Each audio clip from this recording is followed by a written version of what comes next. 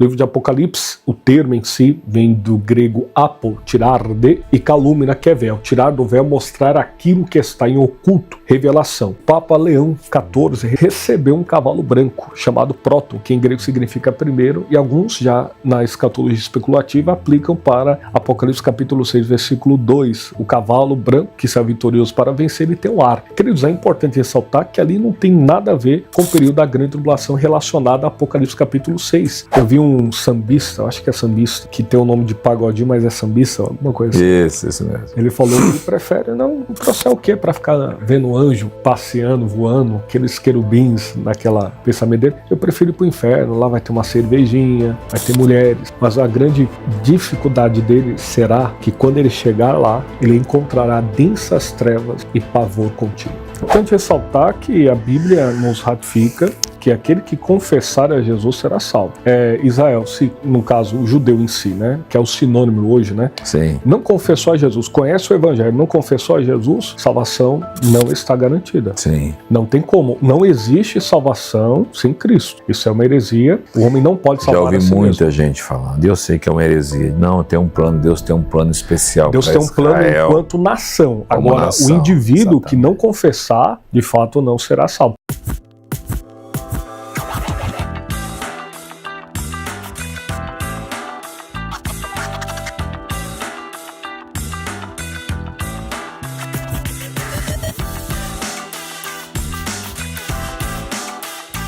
Fala aí, pessoal, tudo bem? Sejam muito bem-vindos aqui ao Plenicast, que é o podcast da plenitude. Que alegria te receber aqui. Eu quero me apresentar, sou o host aqui desse podcast. Meu nome é Diogo Scremin e já são 128, 127 episódios. Eu sei que já é episódio pra caramba, sentando aqui nesse sofá, nessa poltrona e gravando episódios. E é tão bom gravar podcast, é tão bom sentar aqui porque recebemos pessoas do outro lado que são mais inteligentes do que nós e nos ensinam muito. Então, tem sido para mim um aprendizado durante esses 2 anos que nós temos gravado conteúdo, gravado podcast. Se é a tua primeira vez aqui, quero te pedir um favor também, que não vai te custar nada. Se inscreve aí no nosso canal, é de graça, custo é 0 para você.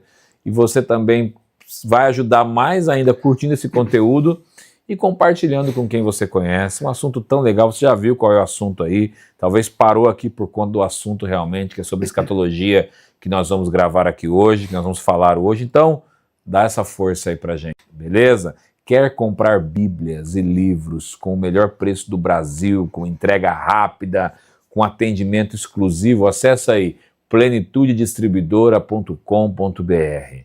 E se você quer comprar em grande quantidade, é um revendedor, é um lojista, quer revender bíblias na sua igreja, para sua vizinhança, quer começar um negócio, acessa aí plenitudeatacado.com.br. Temos aqui uma equipe de consultores para te atender, os melhores preços do Brasil. Você vai ter lucratividade com isso e vai ser bênção para a sua vida e vai abençoar a vida de tantas pessoas. Você não sabe como é prazeroso e abençoador trabalhar com bíblias e livros. A gente ajuda a mudar, a transformar a vida de pessoas. Beleza? Sem mais delongas, então, essa palavra antiga, né? Delongas. Quero apresentar aqui o meu convidado hoje. O homem tem voz de vocalista, de locutor de rádio, daqui a pouco você vai ver. Pastor Aleph Lopes. Ele é teólogo, pós-graduado em aconselhamento e psicologia pastoral, história da teologia e docência do ensino superior em filosofia. Ele é formado em grego e hebraico bíblico, ele é casado, ele é pai de menina e ama ensinar pessoas. Ele também é autor de 3 livros, você vai ver os livros aqui no decorrer do podcast. Um dos livros é sobre escatologia, que é o assunto que nós vamos tratar hoje, Guia Prático da Interpretação Bíblica e também um livro sobre homilética, que é aí a arte de pregar, a arte de se comunicar aí em cima do púlpito, tá bom? Então seja muito bem-vindo aqui, pastor Aleph Lopes, uma alegria te receber. Que alegria, querido Diogo Scremin, que os céus continuem abençoando, e também a Plenicast, que sem sombra de dúvidas é um dos grandes podcasts do Brasil, tem alcançado várias outras ações, e para mim é uma honra poder estar aqui poder contribuir de alguma forma para o crescimento e edificação do reino de Deus. Eu vi também que você é pregador itinerante, está com uma agenda sempre cheia aí, pregando em um monte de lugares. Sua esposa canta também, é isso? Exatamente. Eu costumo dizer que eu prego, a minha esposa canta e no final minha filha pede desculpa. Puxa, o ministério está completo então. Graças a Deus. Nós pregamos desde os 12 anos de idade. Né? E também trabalhamos a questão, desde os 6 anos oramos, dos 12 pregamos, a partir dos 16 nós começamos a ensinar, dos 18 a pastorear e dos 24 a plantar igrejas. Sempre ali em São Paulo, são de São Paulo, os dois de São Paulo. São Paulo capital. Legal. Agora vamos lá, vamos falar sobre escatologia bíblica, porque escatologia é um assunto que sempre rende muito. Demais. Existem muitas dúvidas também na cabeça das pessoas. Muito bem. Porque por vezes é um assunto que também é pouco explorado dentro das igrejas. Demais. As pessoas deixam de pregar Apocalipse por conta da sua complexidade, por vezes, e acabam falando pouco. Não que só tem escatologia dentro de Apocalipse, mas é um livro totalmente escatológico. Perfeito, né? Perfeito. E então eu queria falar com você um pouquinho, começar falando sobre as visões da escatologia. Quais são as visões da escatologia no sentido de idealista, preterista, futurista? Magnífico. Muito bem. É importante ressaltar que a expressão escatologia vem do grego eschatos, que significa último extremo.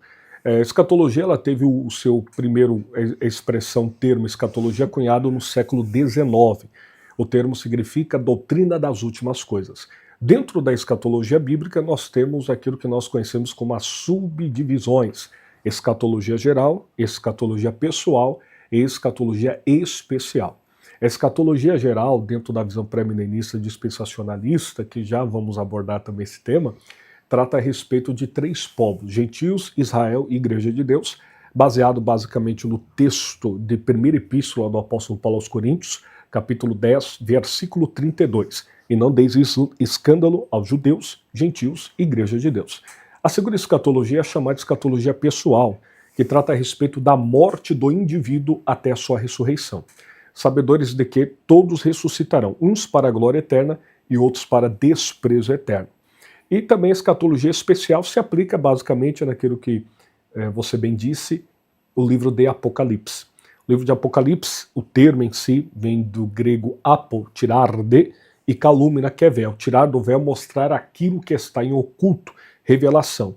O livro de Apocalipse é escrito pelo apóstolo João, considerado o discípulo mais novo a ser chamado para o ministério apostólico terreno de Jesus, entre o ano 90 e 95, depois de Cristo. O contexto bíblico vai declarar que foi escrito nessa época. E também o livro de Apocalipse é possuidor de 22 capítulos, 404 versículos, 12.000 palavras, 7 bem-aventuranças, 9 perguntas, 300 símbolos proféticos, 21 juízos, subdividido em 4 escolas de interpretação: preterista, futuricista, historicista e idealista, e tem a sua subdivisão também um texto de Apocalipse capítulo 1, versículo 19. As coisas que viste, as coisas que são e as coisas que acontecerão. Capítulo 1, as coisas que vistes. Capítulo 2 e 3, epistolar, as coisas que são.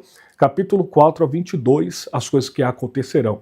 No capítulo 1, as que viste. Capítulo 2 e 3, que são. Capítulo 4, a igreja arrebatada. Capítulo 5, a igreja glorificada. Capítulo 6 ao 18, o período da grande tribulação. Capítulo 19, bodas do Cordeiro e batalha do Armagedon. Capítulo 21 e 22, estado perfeito e eterno da glória que nós habitaremos. Vamos saber Apocalipse de cor, Gabriel. Bondade.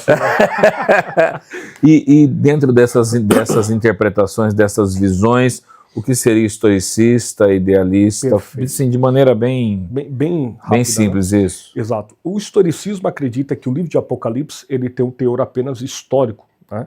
O idealista é uma questão mais ética entre o bem e o mal. O preterista acredita que as profecias aconteceram basicamente no ano 70, o século I da era cristã. Ponto final, serve apenas para provar a vitória do bem contra o mal em Cristo Jesus. E o futurismo, que é a linha que nós advogamos, ele aplica profecias que ainda irão acontecer para o futuro da igreja, o fim do mundo e o estabelecimento do estado eterno. E quem é preterista? Muito bem. Os preteristas, nós temos 2 divisões do preterismo: preterismo radical e o preterismo moderado. Normalmente, eu vou dar aqui um nome, é o R.C. Sproul, que é um dos grandes teólogos de Adorno no Senhor.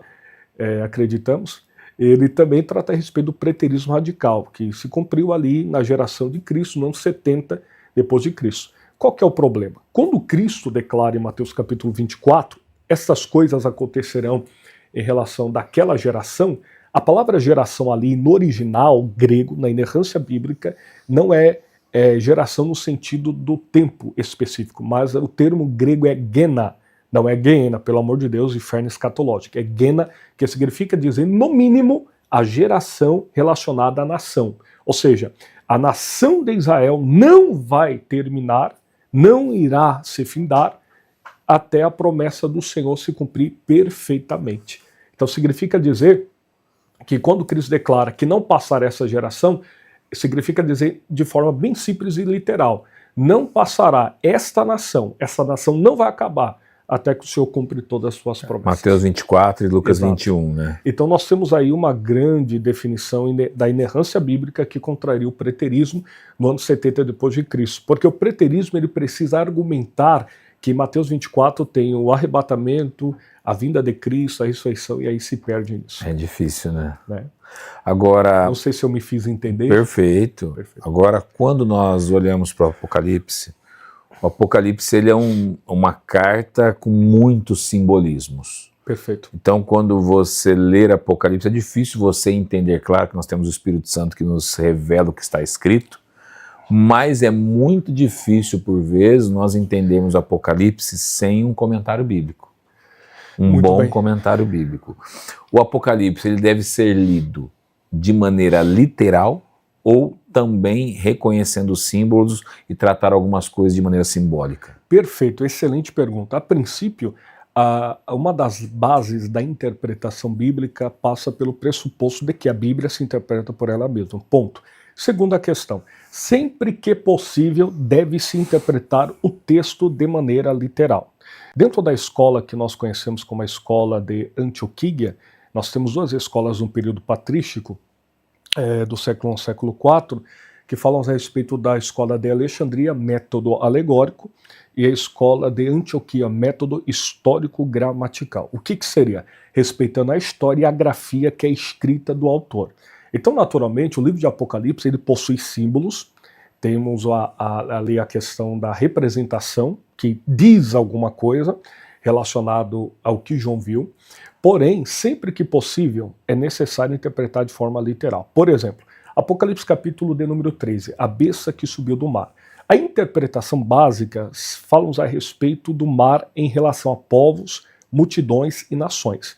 Antigamente, na minha fase de criança, eu acho que o irmão possa ter pegado essa época também, o pessoal falava, cuidado com a praia, que na praia pode subir uma besta do mar.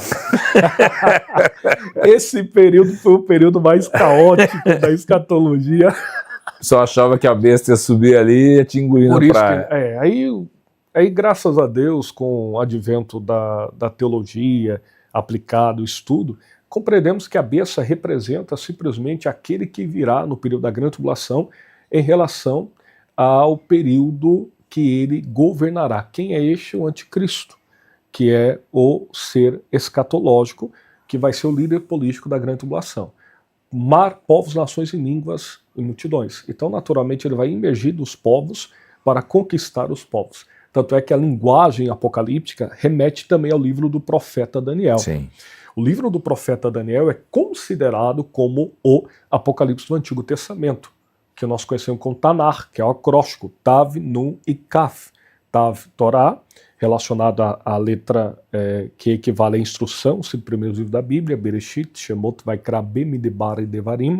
E o segundo ponto é o Nevim, que é o plural Nevima, que é os profetas, e o segundo Ketuvim, que é os escritos. O livro do profeta Daniel, deportado para a Babilônia no ano 605 a.C., aproximadamente no mês de setembro, onde a profecia do profeta das lágrimas vai se cumprir, Jeremias 25, versículo 11, declara que quando Daniel chega na corte de Nabucodonosor, o Senhor dá graça e misericórdia por ele haver rejeitado todos os manjares. O livro do profeta Daniel, se me permite, Claro. ele também é possuidor de 12 capítulos, 357 versículos, subdividido em duas partes. Do capítulo 1 ao capítulo 6, história. Capítulo 7 ao 12, escatologia aplicada. No capítulo 1, Daniel na corte. Capítulo 2, a estátua escatológica. Capítulo 3, livramento na fornalha. Capítulo 4, Nabucodonosor vai comer capim no pasto. Capítulo de número 5, a mão que desce para escrever na parede.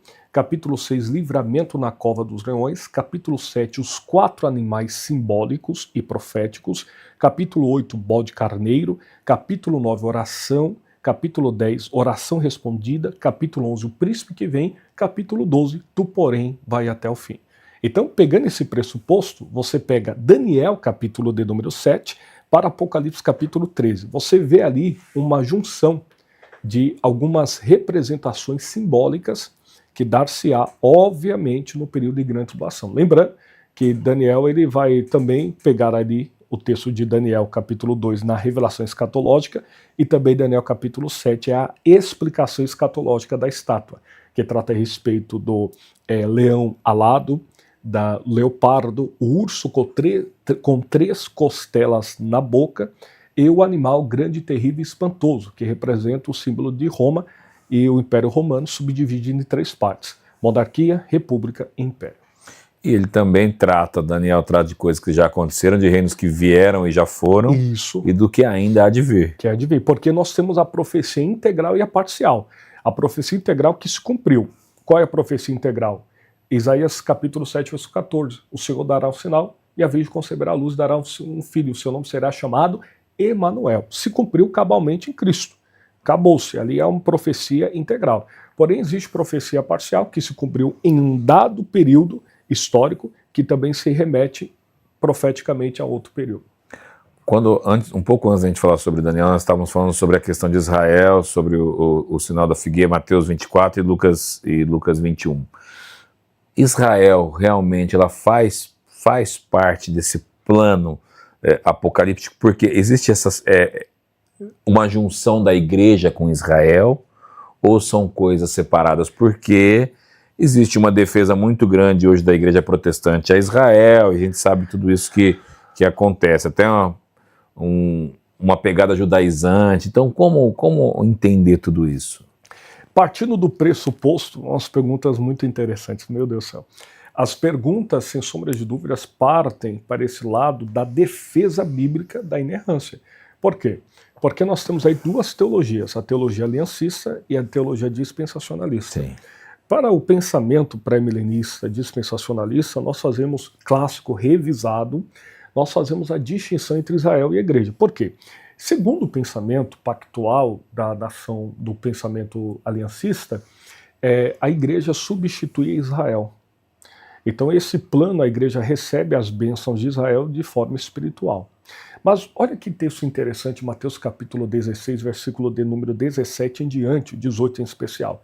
Cristo declara, eu edificarei a minha igreja. Aqui está no tempo futuro. Então, o aliancista, quando ele lê Israel no Antigo Testamento, embaixo ele subscreve igreja. Aqui está um grande perigo. Por quê?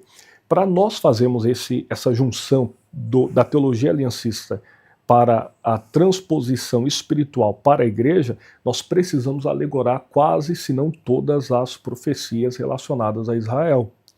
Então, o que nós temos? No Antigo Testamento, no mínimo, 3 alianças especiais a Israel. Aliança abraâmica, aliança mosaica, aliança davídica. A aliança abraâmica é a aliança da terra. Sefer Bereshit, livro de Gênesis, capítulo 12.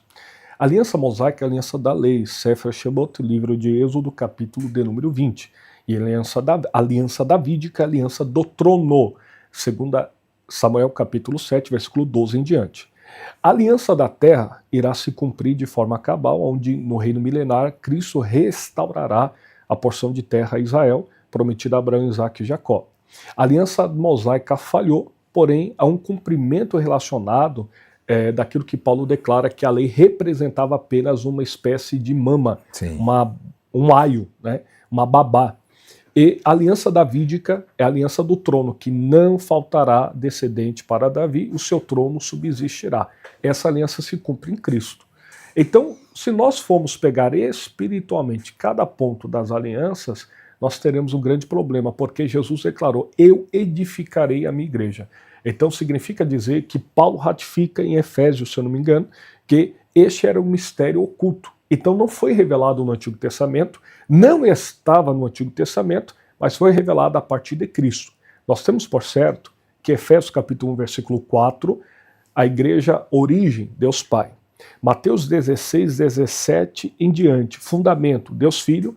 E Atos capítulo 2, nascimento, Deus Espírito Santo. Então a igreja, ela não é Israel, não pode ser, porque a igreja é um povo espiritual de fato, que não tem uma questão étnica, mas uma questão relacionada ao sacrifício vicário de Cristo. Por isso que nós temos por certo que Romanos capítulo 11, versículo 26 declara que o Israel que clamar será salvo. Como que Israel vai clamar, sendo que já é igreja, ou simplesmente essa junção não faz sentido? A igreja já está salva por Cristo, porque confessa Jesus como Senhor. Romanos capítulo 9, o passado de Israel. Romanos capítulo 10, o presente. Romanos capítulo 11, o futuro.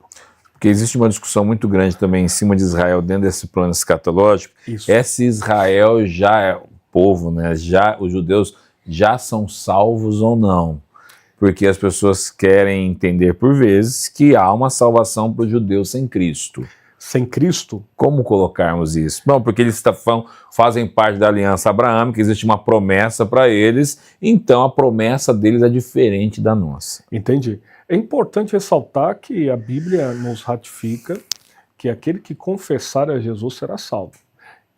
Israel, se no caso, o judeu em si, né, que é o sinônimo hoje, né, Sim. não confessou a Jesus, conhece o Evangelho, não confessou a Jesus, salvação não está garantida. Sim. Não tem como, não existe salvação sem Cristo. Isso é uma heresia, o homem não pode salvar a si mesmo. Já ouvi muita gente falando, e eu sei que é uma heresia. Não, tem um plano, Deus tem um plano especial para Israel. Deus tem um plano enquanto nação. Agora, nação, o indivíduo exatamente, que não confessar, de fato não será salvo. Tanto é que o Israel que clamar será salvo.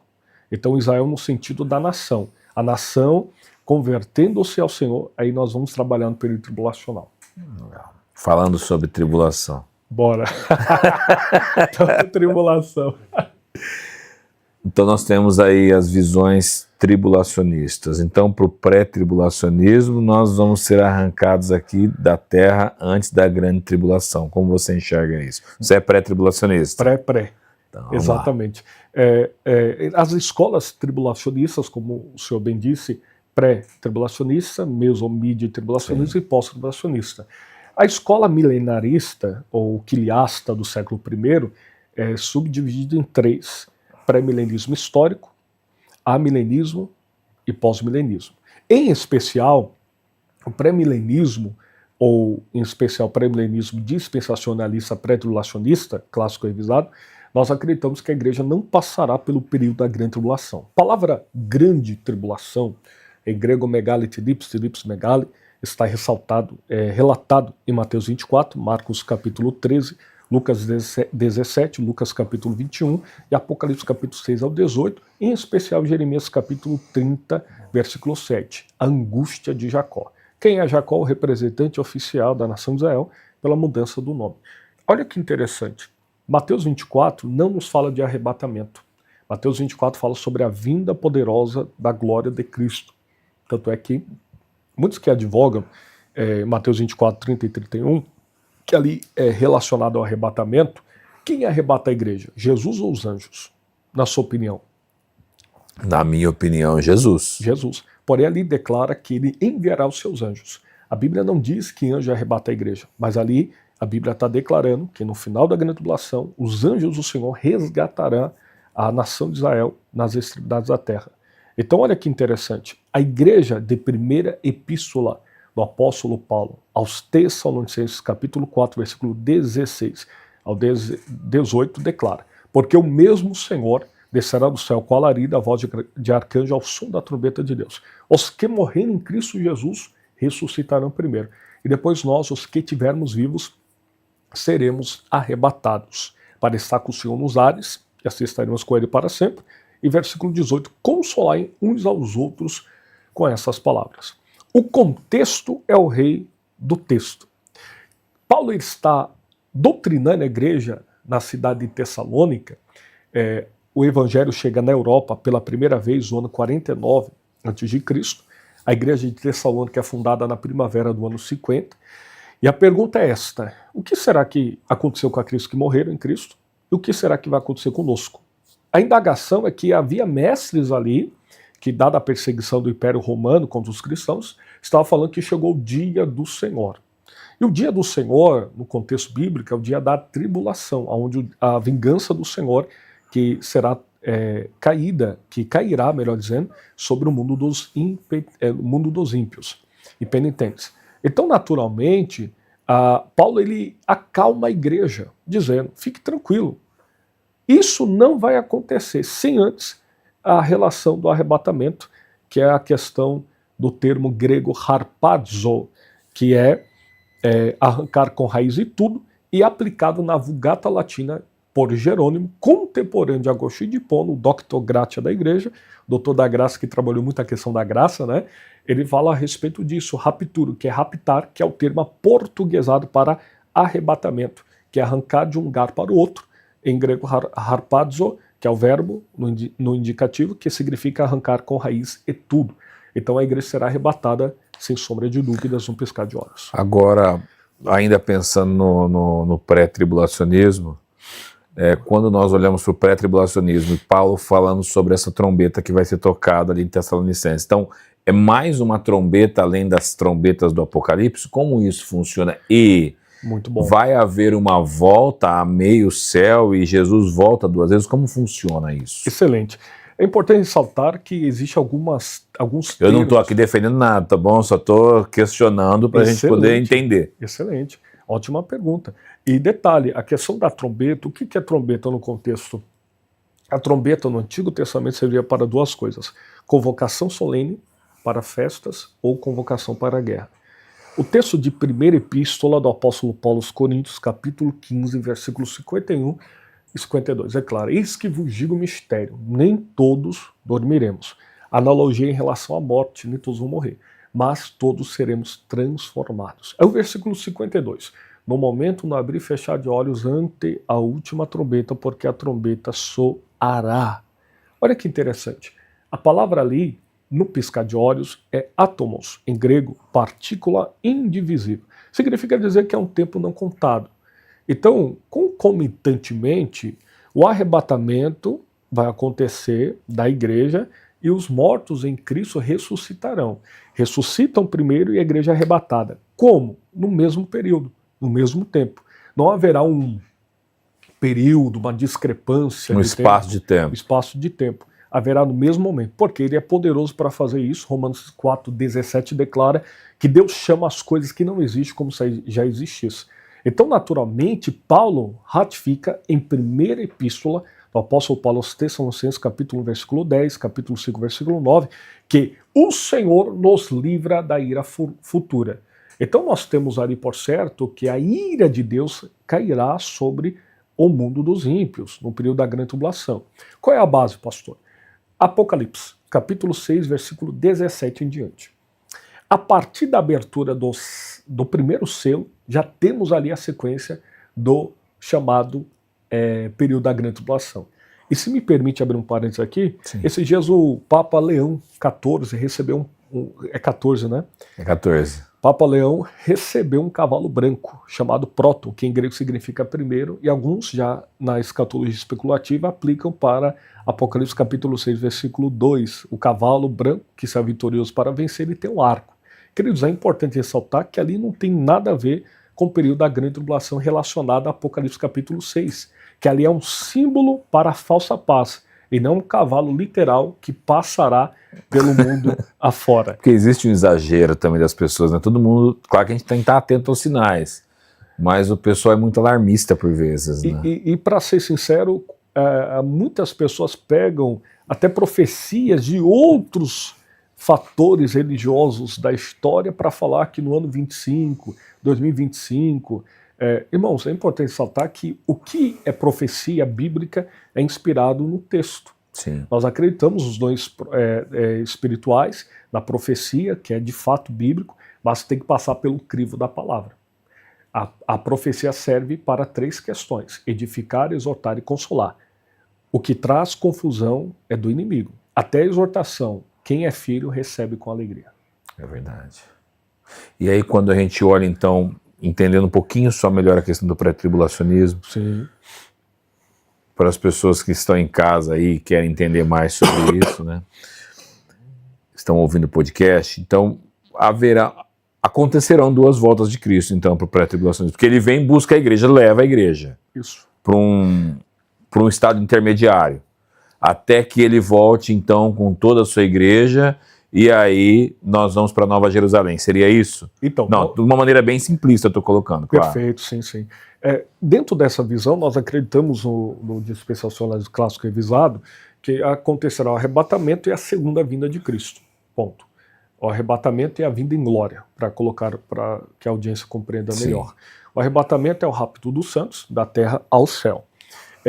O texto bíblico de João, Evangelho Cata Ioannes Jesus Christos, Evangelho de Jesus Cristo, segundo escreveu o evangelista João, capítulo 14, versículo do 1 ao 3, declara que o próprio Cristo ratifica que ele vai para a casa do Pai, porque na casa do Pai eu prepararei as moradas, casa do Pai, e ali, casa do Pai, nós aplicamos como céu. Na visão pós-tribulacionista, alguns pós não gostam do que eu falo, mas é fato. Historicamente falando, o pós-tribulacionista não encontra-se a igreja entrando no céu. Por quê? Porque no pós-tribulacionismo, a igreja sai do período da grande tribulação no final, vai até o céu, encontra com Cristo e Cristo já desce para a batalha. Então ela não entra de fato no céu. Porém, Jesus declarou que nós entraremos no céu, a casa do Pai ali. E alguns teólogos vão falar que ali não é o céu, casa do Pai. Ora, Mateus capítulo 6, versículo 8, como é que é para orar? Pai nosso que estais no céu. Se o Pai está no céu, a casa é onde de Deus então?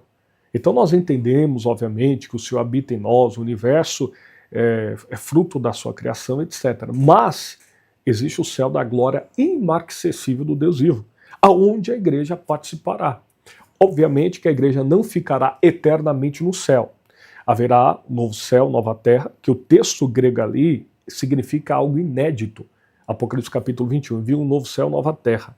Então ali é outra questão, diferente do milênio, que será o encontro do céu com a terra, estado perfeito e eterno. Desce a Nova Jerusalém. Exato. E o texto nos aplica também a dizer que na visão pré-tribulacionista, a igreja é retirada do período da grande tribulação, porque a ira do Cordeiro cairá sobre o mundo e do Deus Todo-Poderoso. A Bíblia diz isso. Tanto é que esse texto, muitos pós, eles ficam raivosos comigo, porque eu falo o que está na Bíblia nesse sentido. Então a igreja sobe, entra no céu, aí nós temos uma sequência interessante, querido Diogo, que fala a respeito do arrebatamento, tribunal de Cristo, ceia, bodas do Cordeiro, ceia das bodas do Cordeiro, e aqui na Terra o período da grande tribulação, nós acreditamos, estamos na 69ª semana de anos. O que seria isso? A profecia de Daniel, capítulo 9, versículo 24 ao 27. 70 semanas estão determinadas sobre o teu povo.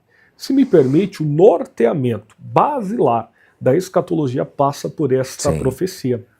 Porque nós temos aí a 69ª semana de anos, porém as 70 semanas de anos, ela, por certo, é subdividida em 3 períodos. Primeiro período, 49 anos. Segundo período, 434 anos. Terceiro e último período, 7 anos, que é a última semana, que será o período da grande tribulação. 3 anos e meio de falsa paz e 3 anos e meio de pura catástrofes e juízos de Deus derramados sobre a terra, os 21 juízos, 7 selos, 7 trombetas e 7 taças. Então nós advogamos que a igreja entra no céu, participa das bodas, passando pelo tribunal de Cristo. Lembrando que o tribunal de Cristo não Então o tribunal de Cristo ele acontece antes do trono branco. Com certeza. É muito excelente levantamento. Por quê? Porque muitas pessoas confundem, né, o tribunal de Cristo com o juízo final. Não tem nada a ver. O juízo final é para a condenação dos ímpios. O tribunal de Cristo é para recebimento de galardão. Qual é a prova? Segunda epístola do apóstolo Paulo aos Coríntios, capítulo 5, versículo 10. Se eu estiver falando muito rápido, você me corrige. Não, mas pode falar às tranquilo, vezes a gente não. fala rápido para não tomar muito Não, tempo. mas não né? pode, o tempo você pode ficar despreocupado. Perfeito. Pode, que a gente tá para Maravilha. tratar o assunto. Por 2, 3 horas, porque não tem Isso é problema bom nenhum. demais. 2 Coríntios 5,10. Porque todos devemos comparecer ante o tribunal de Cristo, para receber o que tivermos feito por meio do corpo, quer bem, quer mal. O texto também de 1 Coríntios capítulo 3 fala a respeito do edifício, lavoura, obras de ouro, prata, pedras preciosas, palha fina e madeira, passará pelo fogo. O que vai resistir ao fogo? A essência da obra. Alguns pregam por vanglória, outros pregam para a glória de Deus. Então, o Senhor vai tratar disso. A palavra ali, em grego, é bema ou bematos. Bematos do Cristo, genitivo, que é possuidor, que posse, o tribunal é de Cristo. O que é o bema? O bema é uma plataforma de performance elevada. Note que Paulo está falando para o quê? Para a cidade de Corinto, que ficava a cerca de 73 quilômetros de Atenas, capital da Grécia Antiga, e Paulo vai tratar a respeito do bema, por quê? Aonde que surgiu as Olimpíadas, né?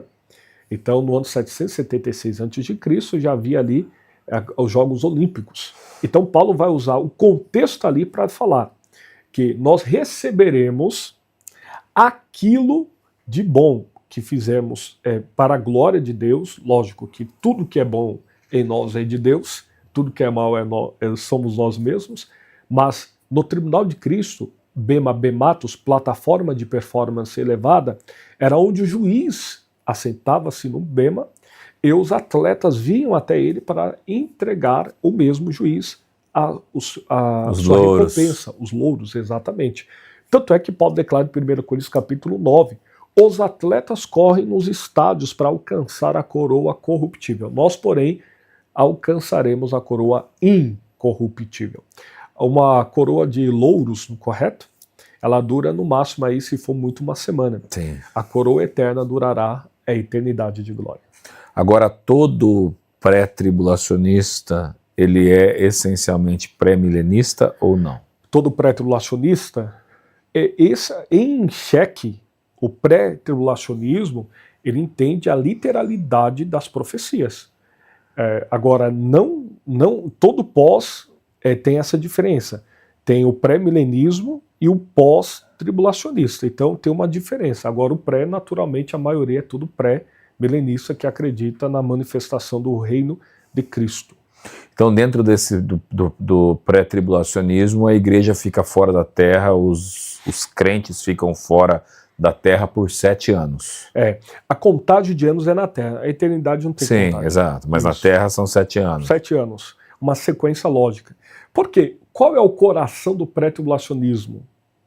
O coração do pré-tribulacionismo, em especial dispensacionalista, obviamente, é a doutrina da iminência. O que é iminência? Iminência, segundo o Dr. Schowers, ele declara que a iminência é a expectativa para algo acontecer a qualquer momento. Existe uma expectativa. No pós-tribulacionismo, a expectativa ela é retirada. Por quê? No pós-tribulacionismo existem sinais para Jesus voltar. No pré-tribulacionismo, Jesus não depende de sinal algum para arrebatar a sua igreja. Por quê? No pós-tribulacionismo é necessária a manifestação do anticristo. Basicamente, não todos acreditam em 7 anos, mas um período de grande tribulação, sinais no céu e na terra. Para nós, a qualquer momento, a igreja pode voltar. E esta era a expectativa da igreja de Tessalônica, de Paulo, dos apóstolos e dos pais da igreja, que a qualquer momento Jesus voltaria para os buscar. Quando a gente olha para os sinais do fim dos tempos, existe um sinal ali que para mim é o mais forte, que Jesus diz. Então o evangelho será pregado a todas as nações, então depois Mateus disso 24:14. virá o fim. Isso. Então isso ainda não se cumpriu porque o fim não chegou. Então para os pré-tribulacionistas nós seremos arrebatados antes disso acontecer, antes desse fim. Isso. Dessa palavra fim que Jesus traz ali. Nós precisamos entender o que seria fim. Isso aí. Né? Acho que eu levantei essa questão. Excelente. Mateus 24:14, o evangelho do reino será pregado a todas as nações, então virá o fim. Para testemunho de todas as nações, então virá o fim. Olha que interessante, o evangelho do reino. Esse evangelho do reino será pregado no período da grande tribulação, E naturalmente ali não está falando fim do mundo de arrebatamento. O fim do mundo basicamente é o período que passa do milênio e chega até o juízo final. No juízo final encerra o período das eras e inicia o período da purificação da terra e o novo céu e a nova terra. Então Mateus 24,14 não é base para arrebatamento e muito menos para a relação da pregação atual do evangelho. Porque hoje no mundo o senhor faz um trabalho, seu irmão também, com um trabalho maravilhoso missionário, que nós estávamos conversando, que eu fiquei impactado, e sem sombra de dúvidas, essa chama missionária é uma chama bíblica, que não podemos esquecer. Sim. Mas o evangelho hoje, naturalmente, com cerca de 7 a 8 bilhões de pessoas no mundo, eu não sei ao todo, com certeza nesse horário nasceu... Já 8 bilhões. Já, né? Com certeza nasceu algum chinês agora por aí. Com certeza, um indiano, só que Indiano, tem muita gente no mundo deles, né? Então, naturalmente, nós acreditamos que existe cerca de 3 bilhões que não conhecem o evangelho. Eu estou errado? Não, por aí mesmo. Por aí, não é? A janela 1040 ali, onde está a grande população do mundo, que tem muita gente na janela 1040, não ouviu do evangelho. Não ouviram do evangelho. Então, naturalmente, a pregação ali do evangelho do reino não é necessariamente essa pregação que nós conhecemos hoje. A pregação do evangelho do reino é a pregação que anuncia o reino mileniar de Cristo. Nós pregamos o evangelho da graça. Sim, perfeito. Quando nós olhamos então para a questão agora, questão do milênio, então nós temos ali os pré-milenistas, pós-milenistas e os amilenistas. Isso. Né? Como isso funciona? Então, quando nós olhamos para o pré-milenismo, que é o caso dos pré-tribulacionistas, que é o seu caso, você entende então que o milênio é literal, que durante 1000 anos nós vamos reinar com Cristo, é isso? Exatamente. O pré-milenismo histórico, ele é acompanhado pelos pais da igreja. Muitos postos também nos acusam de doutrina nova, 200 anos, por causa de John Nelson Darby, entre 1800 e 1882, que teve a visão da jovem Margaret MacDonald, mas totalmente contrário. Na verdade, nós temos por certo que escritos ratificam que a visão de Margaret MacDonald, ela era pós, não pré. Outra questão interessante é que a revelação sistematizada de John Nelson Darby se dá em 1827, não em 1830, que é a visão de Margaret. Outra questão interessante, John Nelson Darby, ele se apoia nos pais da igreja, nos escritos bíblicos e nos pais da igreja. Lyon, né, Irineu de Lyon, ele ratifica a questão do período patriarcal, período da lei, período da graça e o período do milênio. Então, John Nelson Darby ele só apenas sistematiza ou potencializa aquilo que já havia nos escritos bíblicos e também nos pais da igreja. Olha que detalhe importante. O dispensacionalismo clássico, ele advoga 7 dispensações. Dispensação da inocência, consciência, governo humano, patriarcal, lei, graça e milênio. Então, 7 dispensações. Inocência, consciência, governo humano, patriarcal, lei, graça e milênio. Olha que interessante. Hoje estamos na graça. Estamos na graça, né? Rares, favor imerecido de Deus por causa de Cristo. E a inauguração do período da graça não acontece com a pregação de João Batista e muito menos com a pregação de Cristo, mas com a morte e ressurreição do nosso Senhor e Salvador Jesus Cristo. Gálatas 4,4 declara que ele, o Filho de Deus, plenitude dos tempos, em grego pleroma, significa abastecido completo, ele veio sob a lei, debaixo da lei. Ele cumpriu a lei, mas apresentou a graça. Porque antes de Cristo tudo é lei, depois de Cristo tudo é graça. Sim. Então tudo é favor imerecido. Então, naturalmente, John Nelson Darby ele sistematiza aquilo que já havia ocorrido no pensamento bíblico e não existe 7 tipos ou 7 eras para a salvação. Não. O pensamento dispensacionalista ele emprega um estudo minucioso da história ao longo do trabalho de Deus, a oikonomia, a administração de Deus ao longo da história em tempos e eras. Então, naturalmente, Deus historicamente trabalha em tempos e eras, mas a salvação é só uma, pela graça, mediante a fé em Cristo Jesus, desde o Antigo Testamento ao Novo Testamento, o Messias que viria no Antigo e o Messias que nos apresentou no Novo. Então, com a volta de Cristo, a volta de Cristo e a sua igreja, então nós entramos num período milenar, que depois o diabo é mais solto por um pouco de tempo. Então, naturalmente, o arrebatamento da igreja, grande tribulação, a igreja, obviamente, arrebatamento, tribunal de Cristo, bodas do Cordeiro, ceia das bodas do Cordeiro. Aqui na terra, o grande período da grande tribulação, 3 anos e meio falsa paz, 3 anos e meio de pura catástrofes e destruição, 21 juízos. No final, tem aquilo que nós conhecemos, a Batalha do Armagedon, no Vale de Meguido, que é considerado como o Vale de Jezreel, se eu não me engano. Também a sua geografia é semelhante ao triângulo isósceles. Já estive lá. Já esteve, né? Glória a Deus. Um triângulo isósceles, que é 22 quilômetros na lateral e 33 na sua base. E Cristo vem, Apocalipse capítulo 19, versículo 11, eis que viu o céu aberto, eis um cavalo branco. O que está sentado nele chama-se fiel e verdadeiro, julga e peleja com justiça. Seus olhos é como chama de fogo, ele está vestido de um manto salpicado de sangue. E o versículo 16, para concluir, e na sua coxa, no seu manto, está escrito Rei dos Reis e Senhor dos Senhores.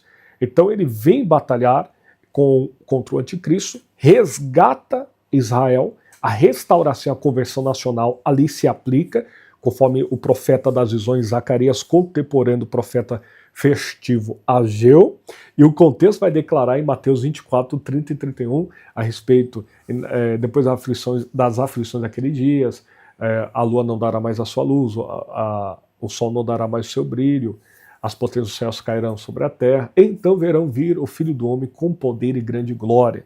Vai se cumprir Apocalipse capítulo 1, versículo 7, e todo olho verá, o chamado Deus Todo-Poderoso, em hebraico El Shaddai, em grego Pantocrator, o Todo-Poderoso vindo. Mas detalhe, ele vem sozinho não, ele vem com os exércitos dos céus e com a igreja já preparada nas bodas do Cordeiro, a igreja desce com Cristo para a terra.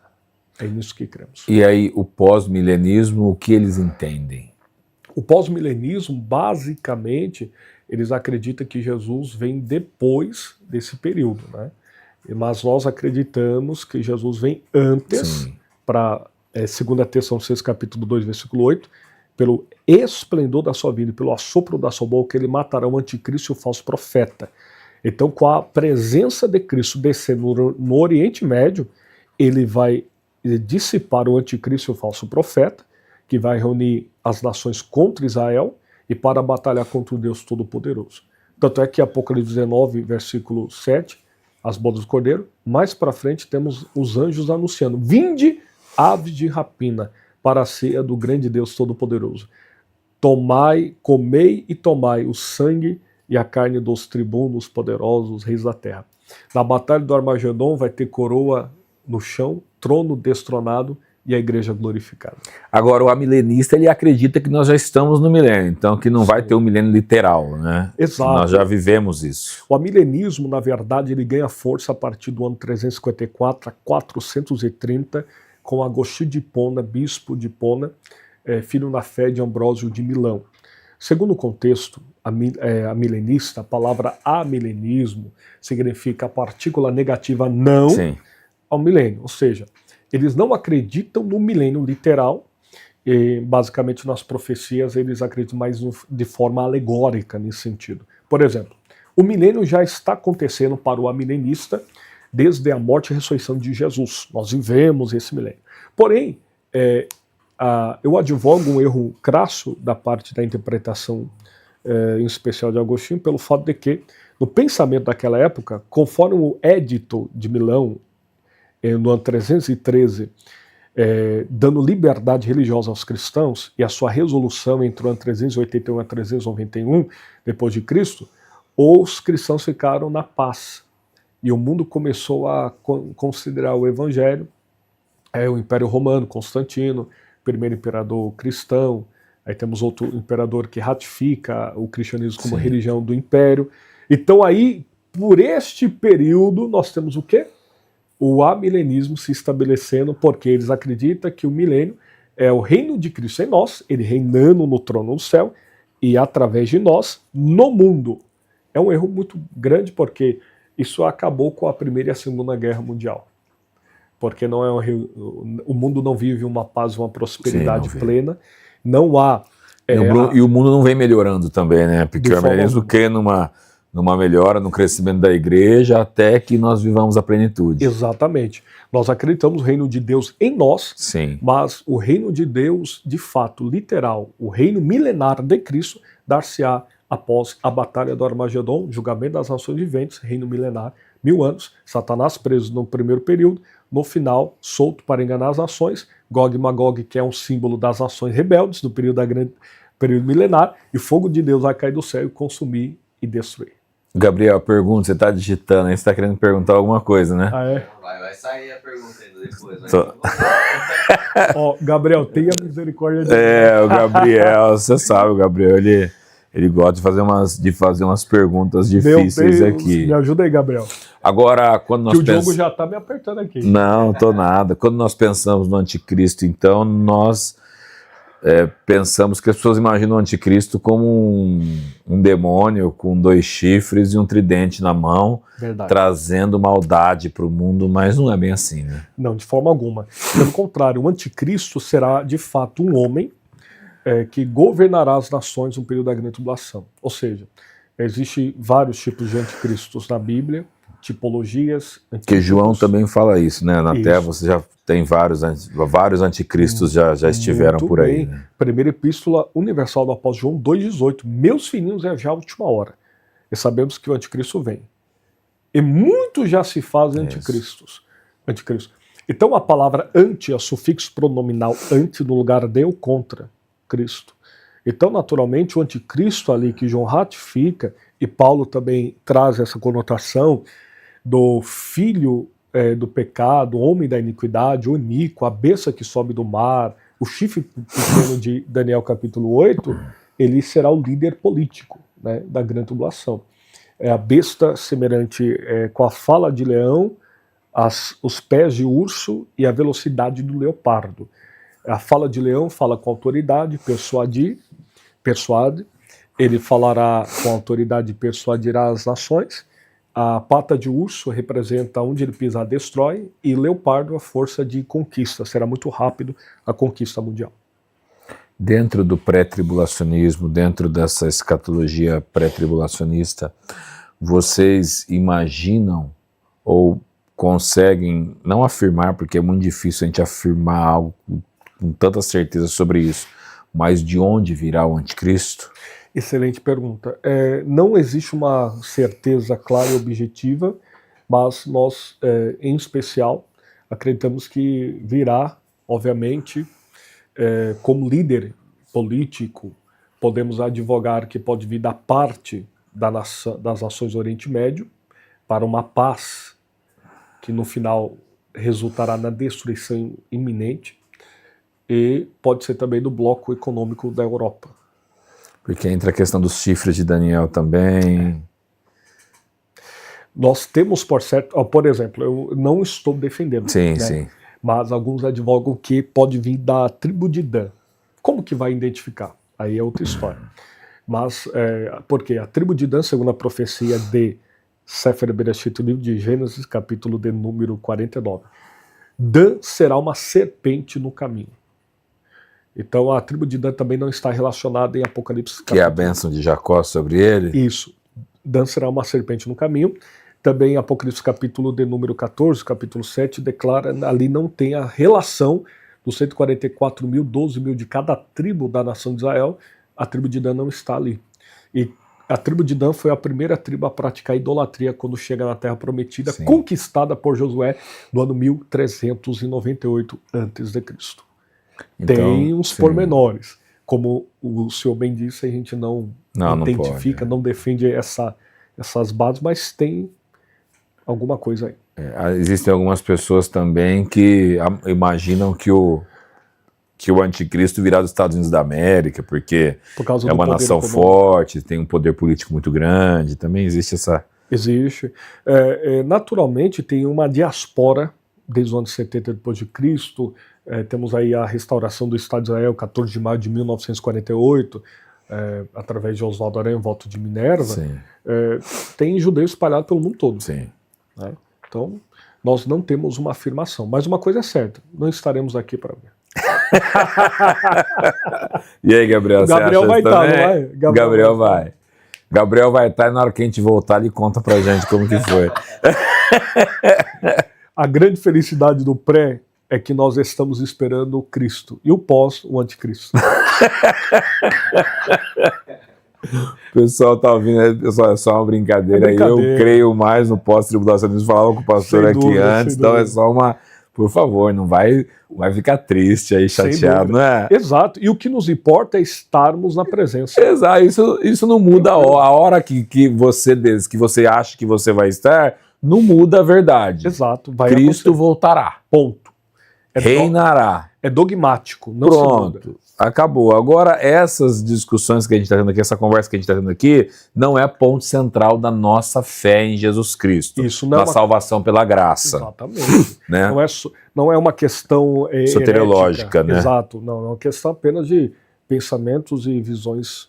É, porque tem pessoas que acabam até brigando por isso, né? Infelizmente, tem muitas pessoas que não têm um domínio próprio, né? O fruto do Espírito. Então, a pessoa ela começa a levar para o ad hominem, né? É, lado pessoal mesmo, Tem. né? Eu acho que é muito importante, até para defendermos a fé cristã contra seitas e heresias, nós devemos reportar ao texto clássico da apologética de Pedro, 1 de Pedro capítulo 3, versículo 15. Apresentar a razão da nossa esperança com o quê? Mansidão e temor. Exato. Então, se não tem mansidão e temor, não tem uma fé genuína em Cristo. Eu acho que é o ponto central. Nós temos, dentro do contexto da patrística, os apologistas e os polemistas. Os apologistas defendem a fé contra heresias externas e os polemistas contra heresias internas. Sim. E outra, esse é um assunto também, pré-tribulacionismo, pós-tribulacionismo, que 90% da igreja é alheia a isso, não há problema algum, a igreja sabe que Jesus vai voltar. Ponto.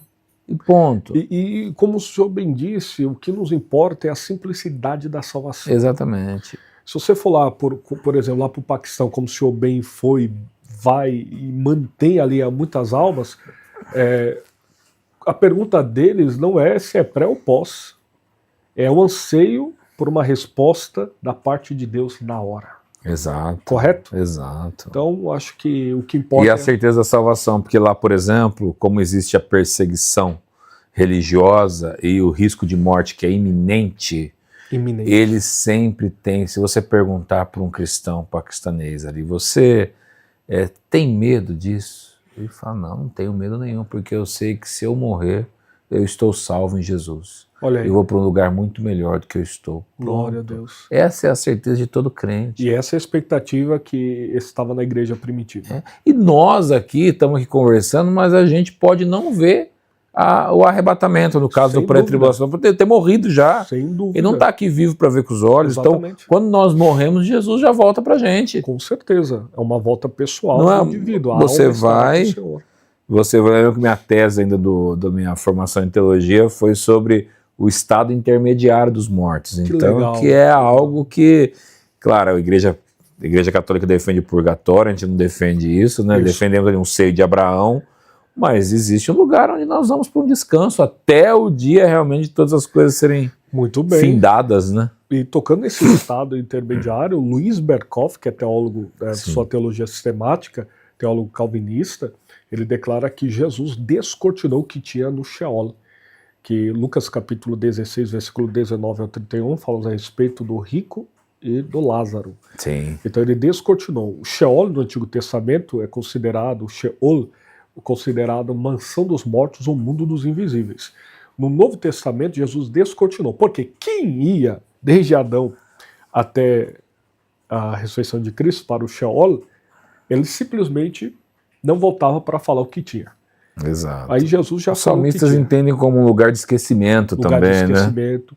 E o próprio Cristo declara, seu de Abraão, lugar de descanso, o abismo e o lugar de tormento. Efésios 4:8, levou o cativo cativeiro. Tirou de baixo, colocou em cima, paraíso, que é um empréstimo do iraniano parazideusos, que significa dizer parque particular ou jardim particular. Olha que interessante.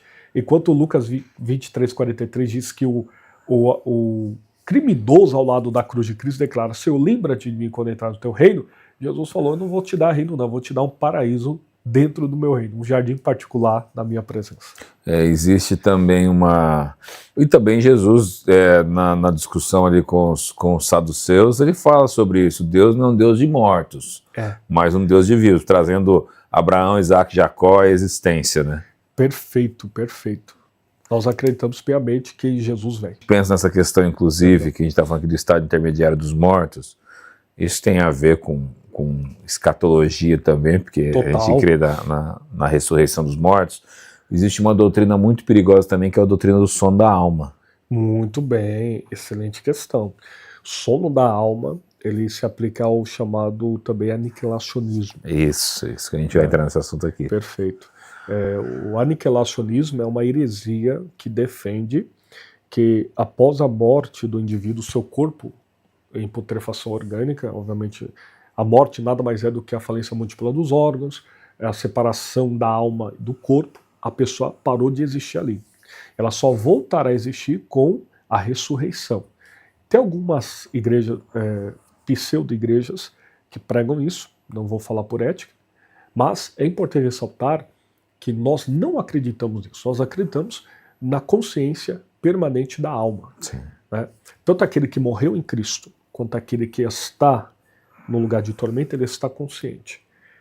Quando Eclesiastes, Sefer Kohelet, que eles pegam muito isso para falar, que um morto de nada sabe, do quê? Do mundo que daquele momento em diante acabou para ele. Por exemplo, alguém que faleceu, no exato momento que estava almoçando. A partir daquele momento ele já não sabe mais o que acontece, o que está acontecendo no mundo, da geopolítica, da política, do dólar, não acontece mais nada. Então a alma dele vai para ele continua consciente. Tanto é que o próprio texto de Apocalipse 6:9, Lucas capítulo 16, versículo 31, 19 ao 31, vai falar a respeito da consciência. E o que seria isso? Eu não sei se o irmão é dicotomista ou tricotomista, mas a doutrina, basicamente, tricotômica, ela compreende o corpo, alma e espírito, né? Dicotomia, alma e espírito como sinônimos.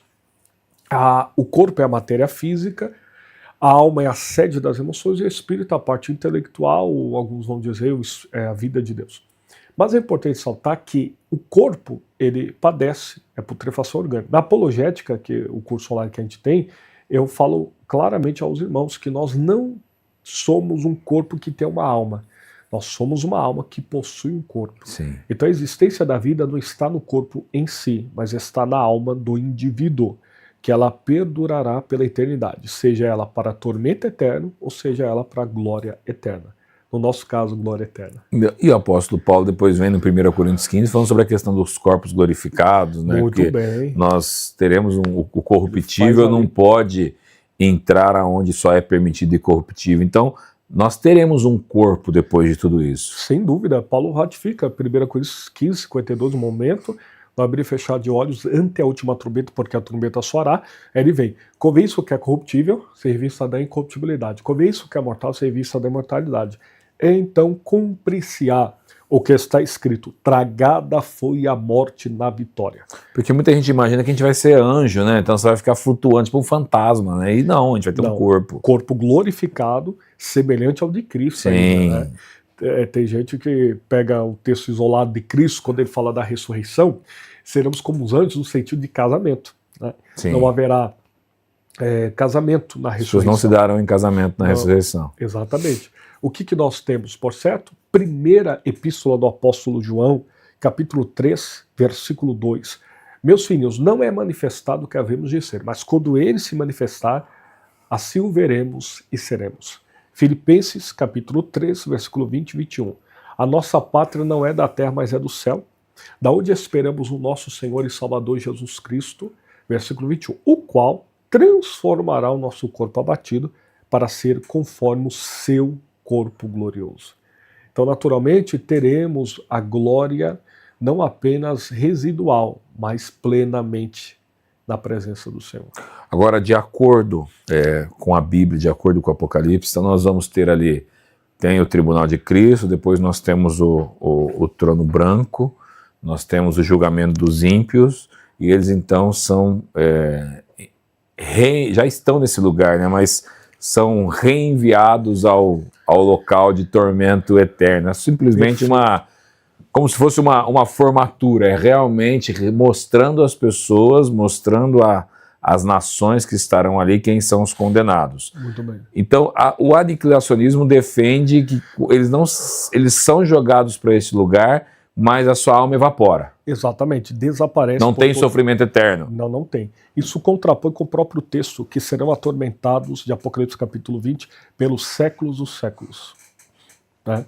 Então, naturalmente, a questão do aniquilacionismo, ele perde força quando trata-se a respeito do indivíduo enquanto ser. Né? Porque o corpo é mortal, mas a alma é imortal. Sim. Qual a diferença de eterno para imortal? Imortal é aquilo que foi criado pelo eterno, e eterno é aquilo que nunca foi criado. É a chamada causa não causada. Então, nós acreditamos piamente que a manifestação da ira de Deus, por que isso aqui é uma defesa interessante, até colocada, por que eles vão continuar sendo atormentados pelo resto da eternidade? Pelo fato de que eles estarão em tormento, continuamente blasfemando contra Deus, e esse tormento se retroalimentará na própria ira que eles foram jogados. Então, Interessante. Então ali eles vão continuar aos seus pecados. O pensador de Oxford, C.S. Lewis, ele era ateu, se tornou um dos maiores apologistas modernos. Ele declarou de forma simbólica, obviamente. Às vezes a gente precisa falar o que é simbólico também, Sim. porque senão haverá no céu uma plaquinha escrito: seja feita a tua vontade, e no inferno uma plaquinha escrito: seja feita a minha vontade. Perfeito. Ou seja, o inferno vai ser um lugar de liberdade total para quem não crê em Deus. Fique à vontade, aqui a sua vontade será permitida. E, inclusive, algumas pessoas falando aí, pessoas aqui do Brasil esses dias declararam que querem ir para o inferno, que o inferno é um lugar muito legal e que eles podem fazer o que elas querem, mas acho que elas se esquecem da parte do tormento eterno. Se esquecem. E o próprio texto de 2 Coríntios 4,4, Deus esse século cegou-lhes o entendimento dos incrédulos, sim, para que neles não resplandeça a luz do evangelho da glória de Cristo. Eu vi um sambista, acho que é sambista, que tem o nome de pagodinho, mas é sambista, alguma coisa assim. Isso mesmo. Ele falou que ele prefere não pro céu o quê? Para ficar vendo um anjo passeando, voando, aqueles querubins naquela pensamento dele. Eu prefiro ir pro inferno, lá vai ter uma cervejinha, vai ter mulheres, mas a grande dificuldade dele será que quando ele chegar lá, ele encontrará densas trevas e pavor contínuo. Exato. Só acho que quando chegar vai ter festa. Pagode, cerveja e farra, não é? É o banimento eterno da presença. Exatamente. E detalhe, o inferno hoje é a antessala para o Gehenna. Quiser tratar desse assunto, eu acho. Pode falar, pode. O que seria inferno? A palavra inferno, em latim, infernos, que é a parte inferior da Vulgata Latina de Jerônimo. Então, temos 4 definições: o Sheol, que já falamos, o Hades, o Tártaro e o Gehenna. O Hades, o Sheol já falamos, que é a partir do mundo dos invisíveis, mundo dos mortos, no pensamento judaico, e agora nós acreditamos no paraíso, etc. Agora o Hades é o lugar que é considerado a antessala do inferno escatológico, ou seja, o que está acontecendo no inferno com os ímpios é apenas um prenúncio do que acontecerá. Que é um estado intermediário dos ímpios também. Estado intermediário, perfeito. E o texto de Apocalipse capítulo 20 declara que o mar dará os seus mortos e o inferno dará os seus mortos. Agora imagine comigo, o inferno sendo lançado em outro inferno. Isso é o lago de fogo, chamado Gehenna, que é considerado o lago de fogo, que é o inferno escatológico, que ainda não foi inaugurado. O inferno que não foi inaugurado é o Gehenna. Esse agora, não tem ninguém dentro dele lá ainda. Ainda não. Mas o texto declara que o Hades está inaugurado com a alma dos ímpios.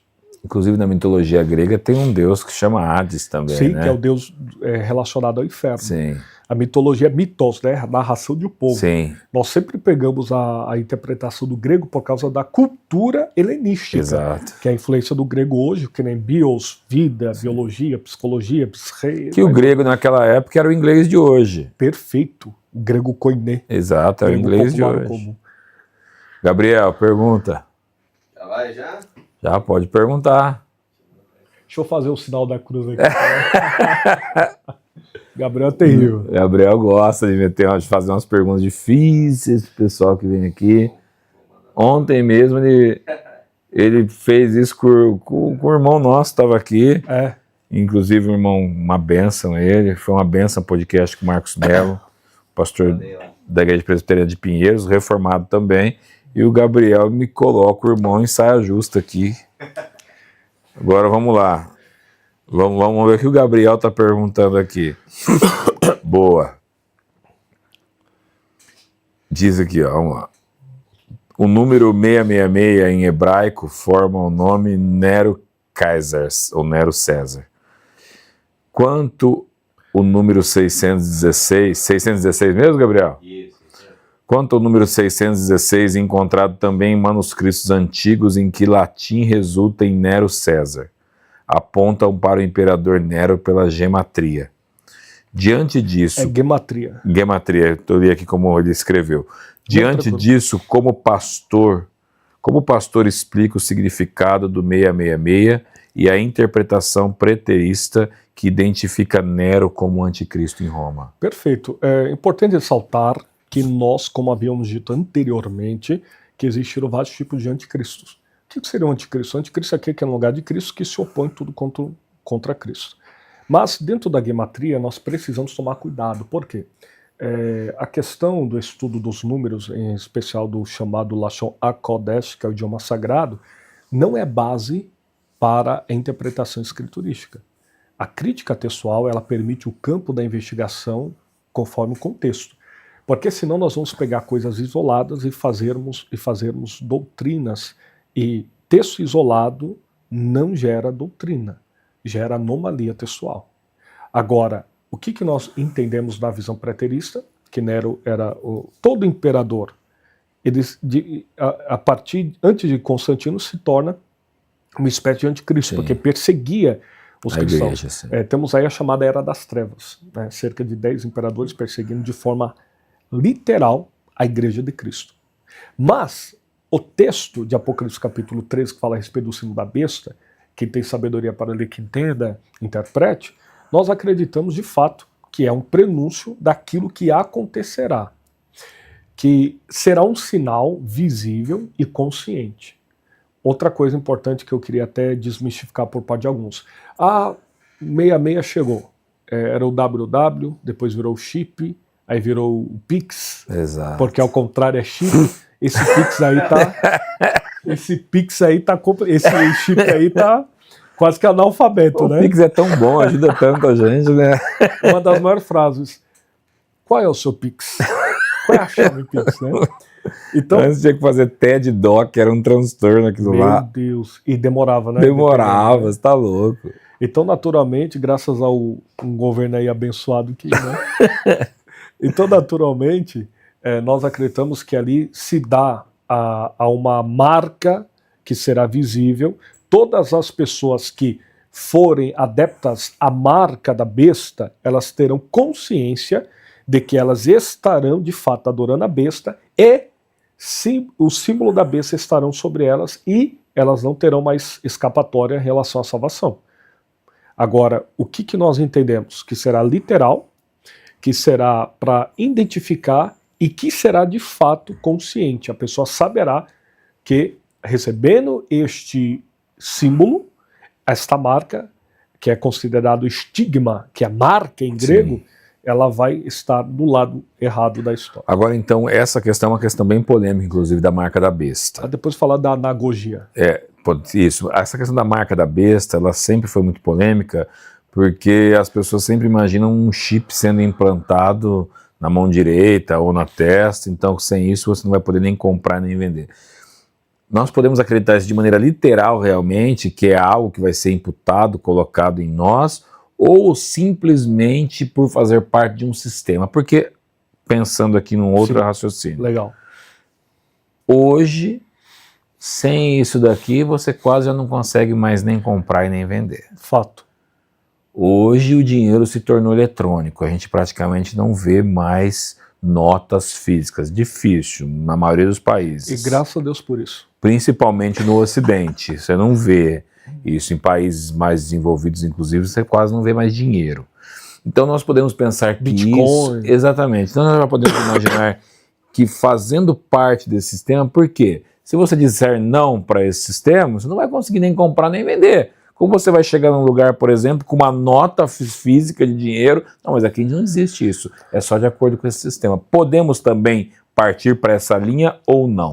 Nós acreditamos, sem sombra de dúvidas, que é o caminho aberto, ou melhor, sendo preparado para a implantação de um reino, uma ordem mundial. Sim. Que será apenas uma religião, um único líder, religião ecumênica, alguns aplicam, e uma única moeda, um único exército. Então haverá, de fato, um sistema mundial. Isso aí é fato. Tanto é que até a União Europeia, ela falou que o mundo precisa, tempos atrás, Sim. de um líder. A Rainha da Inglaterra também falou isso. Exato. O mundo precisa de um líder, seja ele Deus ou um diabo. Envie ele que nós receberemos. Então isso é uma fala muito, que revela muito do que eles já estão pensando. Sim. Então, eu acredito que é uma preparação. Mas o texto declara aqui os adoradores da besta, Apocalipse capítulo 13. Então, ali haverá uma divisão entre os adoradores da besta e os mártires do período da grande tribulação. Por que eu falo mártir? Porque a igreja não estará no período da grande tribulação. Você puxou um outro tema, pode falar sobre ele. Assim, a anagogia seria a interpretação além do texto.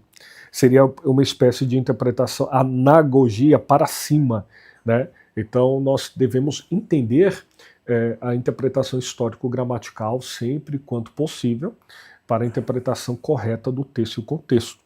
Porque texto em contexto gera pretexto para todo tipo de heresia. E nessas questões escatológicas nós temos também que, porque você pegar uma pessoa que falava sobre escatologia há 300 anos atrás, a escatologia, a Bíblia não é atualizada, a Bíblia é a verdade. Sim. Mas a escatologia ela é progressiva, então você vai tendo atualizações sobre a escatologia. Toda a ciência é progressiva. Tanto é que, para definir a Trindade, foi 3 séculos depois do cânon. Obviamente que a escrita, 90-95, de João, encerrou. Aí vem o Atanásio, 367, com o cânon fechado, como temos hoje, na sua 39ª carta festival que era distribuída. Segundo Millard Erickson, né, na sua Teologia Sistemática, Histórica, Filosófica e Teológica. Então, eu acredito piamente que a Bíblia ela é inerrante. O que não é inspirado na Bíblia? Eu acho que é importante falar isso. O que não é inspirado na Bíblia? Capítulos, versículos e epígrafes. Agora, o texto, nu e cru, é inspirado divinamente. Tanto é que nos originais, de fato, todo o Antigo Hebraico, Novo Testamento e Grego, não havia ponto, vírgula, espaçamento, todas as letras, na sua maioria, maiúscula. Como é que você... Tanto é que os escritos de Platão, Aristóteles e Sócrates, temos documentação histórica de 5 a 6, no máximo 8. Só do Novo Testamento temos mais de 5.800 cópias, 90 a 95 intactas, e até os 5% dos erros é apenas questões de pouca coisa, mas quando coloco um em cima da outra dá a mesma intenção. Eu vi o Tasso Liturgo esses dias falando sobre 99% de acuracidade entre as cópias, um negócio assim muito... quase que perfeito. Quase que perfeito. Nenhuma obra no mundo, na história da humanidade, tem a historicidade da Bíblia. Qualquer professor ou até leigo, acredita na República de Platão. Ela não tem tanta historicidade quanto João 3,16, porque Deus amou o mundo de tal maneira que deu seu Filho unigênito, para que todo aquele que nele crê não pereça, mas tenha vida eterna. Então, naquele grande dia, a perda, entre aspas, a negação da salvação, não vai ser por falta de Bíblia, de historicidade ou de tempo. Sim. Vai ser por orgulho próprio. A gente... Acho que o Gabriel vai gostar dos cortes, hein? Gabriel... Só corte bom. A gente... O que a gente está discutindo aqui hoje, talvez daqui 20 anos, se a gente sentar de novo aqui, nós vamos ter grandes atualizações sobre a escatologia.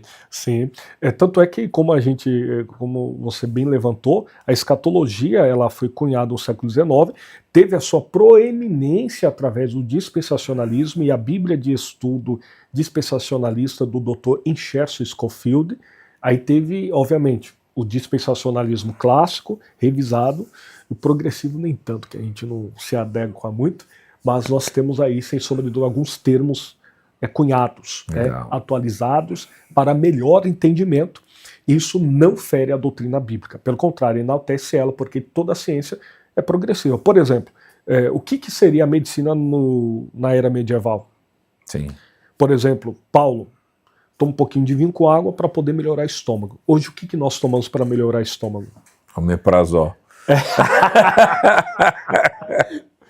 Você falar isso aí do século I, Exato, é isso? Exato. Deus é Senhor de todas as coisas. Senhor do tempo, né? Eu tenho uma frase que diz: Deus é o Senhor de todas as matérias, porque Ele é Criador de todas as coisas. Perfeito. Pastor Aleph, se as pessoas quiserem conhecer mais do seu trabalho, dos seus cursos, te chamar para pregar, como isso funciona? Querido, primeiramente agradecer mais uma vez a Plenicast, ao Diogo, ao Hugo, que o Celso continue a abençoar. Amém. Esse podcast aqui é top demais, já acompanho há algum tempo e para mim é uma honra poder estar aqui, toda a produção. Quem quiser nos encontrar é no @Pastor Aleph Lopes, por extenso, com F mudo, Pastor Aleph Lopes, Instagram, no YouTube, Pastor Aleph Lopes. Temos materiais para sua edificação, livros também escritos, que você pode, sem sombra de dúvidas, ter aí na sua casa um compêndio escatológico de interpretação bíblica homilética. Tanto é que, se me permite, esse livro de escatologia, tratando a respeito da escatologia bíblica, compreendendo os mistérios do fim, Tribunal de Cristo, Boda do Cordeiro, Batalha do Armagedon, Reino Milenar do Zero Avançado, para o seu crescimento de ordem pessoal, espiritual e ministerial. E temos também aqui interpretação bíblica, esse branquinho aqui, que trata a respeito da escola de Alexandria em Antioquia, texto conjuntivo, narrativo, descritivo, estrutura do Antigo, Novo Testamento, o que é normativo, descritivo para o seu crescimento. Esse também que é novidade, que saiu há pouco tempo, que é homilética pregando com excelência. O que é pregação, história da pregação, propósito da pregação, o que é retórica, homilética, oratória, do zero avançado para o seu crescimento, como preparar o sermão textual, expositivo e temático para o seu crescimento. E também os nossos cursos, nós temos, querido Diogo, se me permite, especialização em escatologia bíblica, escatologia descomplicada.